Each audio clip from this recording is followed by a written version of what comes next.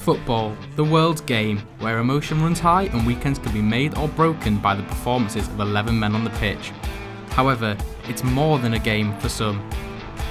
The Health Survey for England found that 48% of people gambled in 2021. It shows how gambling and football is synonymous.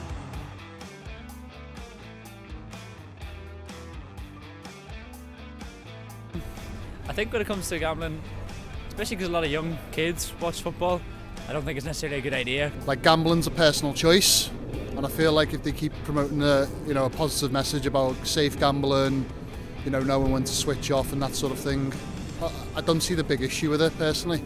I don't think it's the team's responsibility to stop people from gambling. In 2002, a gambling company sponsored a Premier League team for the first time. Now, 11 have gambling sponsors, but that isn't the beginning of football's relationship with gambling. The link between gambling and football was evident almost 100 years ago in the 1920s when the Littlewoods Company, owned by John Moores, launched the first football pools. John Moores, the patron for LJMU, was seen as the creator of football betting. Littlewoods Pools business was the first to be established and grew into the biggest football pools business in the world. It went on to become the first sponsor of the FA Cup, and its winners were often celebrated, notably Viv Nicholson. Alcohol was one of the main sponsors for football clubs in the late 90s. Think Newcastle Brown Ale, Carlsberg and Liverpool, and Carling and Celtic. But as the century turned, the alcohol sponsorships began to diminish.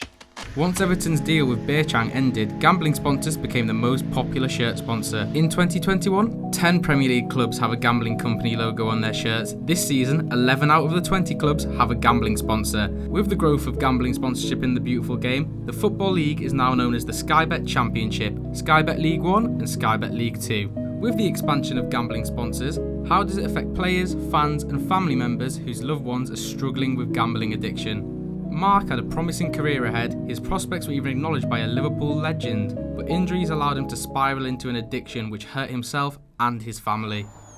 My name's Mark Williams, a former professional footballer and an ex-gambling addict. I'm currently a senior consultant at Epic Global Solutions. I gambled from a very young age. It was part of my upbringing in North Wales. I think the bright lights and sounds of arcades, it was something that me and my siblings, we did every weekend, every summer holidays.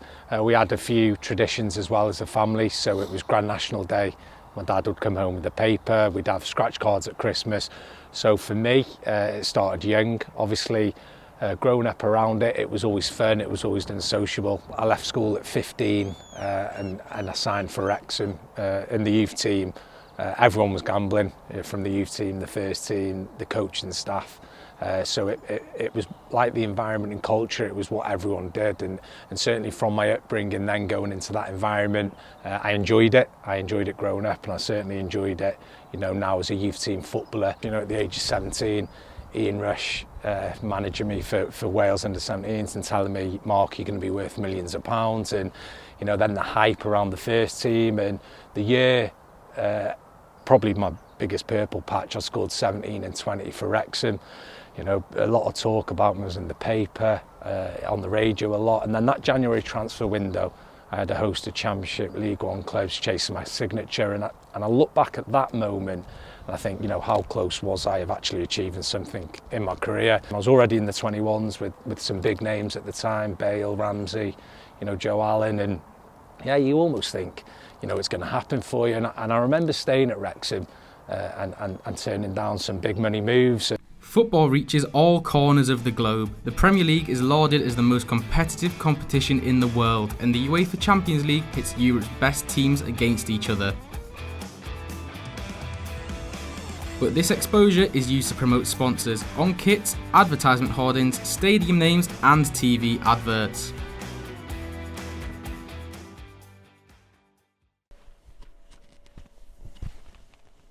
As a kid, you may be lucky enough to stay up and watch Match of the Day, a programme on BBC that showed highlights from the weekend's fixtures.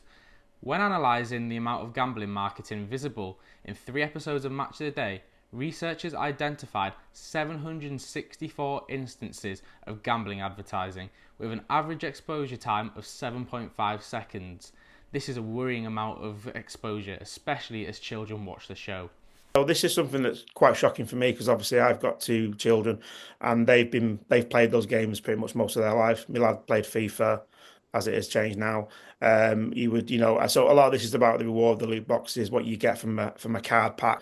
They're very clever how they market it, so obviously it's not just like these things like Fortnite, but yeah, especially around football, FIFA's very clever. Panini, I mean, bloody hell, going back to my day when I was a kid, you could swap stickers in the playground. So again, you were getting reward. You might swap 10 stickers for a badge or something. So again, there was that element of that reward element. And when you think of that, you probably won't even think of that as an element of gambling. You probably just think that's a reward thing and it's normal. But actually, when you think about it, it's giving that same message out that if I buy something, if I take a risk on something, I could get something that I wouldn't normally have. Yeah, I reckon it could be seen as predatory. However, anyone buying Match Attacks, such as kids like you said, I don't reckon they've got a clue who Paddy Power are, you know what I mean? Oh, not necessarily, especially because FIFA or whatever it's called, it's probably one of the most played football games in the world. One of the most played games in the world. Like every kid I know played it. I played it as a kid, so subconsciously you're probably being exposed to that. You don't even realise you're being exposed to it, so it's probably not a great idea, no. There's a different story, I think, with that. I think if they're targeting children and if they're promoting things on like sticker books or Match Attacks or anything like that, I think that's definitely something they should remove. Tony set up Red Card to help deliver sessions on gambling addiction. It all started when I was 18 years old, so I'd been released from Bristol City Football Club as an apprentice, what they call a scholar today. Released just after 17, and then basically moved to London to sign for Dulwich Hamlet Football Club as an 18-year-old, and basically that's when my introduction to gambling in terms of so I was linking up with the senior players at Dulwich Hamlet, going across the road to the local bookmakers, Mecca bookmakers. And we talk today about different reasons why people start gambling, whether it's adversity, trauma, family history, escapism, advertising, all kinds of different reasons. And mine was about, obviously, curiosity, seeing the guys winning some money on their football coupons, and also coming from Coventry to London in the big city, how it was back then, and I wanted to fit in. It's a strange thing about recognizing when it's a problem, because we as you're going along that journey, you are in denial. So even when you're losing X amount of money, even when you're taking out loans and borrowing money off friends and family, whatever you're doing to facilitate your gambling, you don't really think to yourself that, I've got a big problem here. When I set up Red Card Gambling Sport Project 2015, it was a question of what direction do we want to go.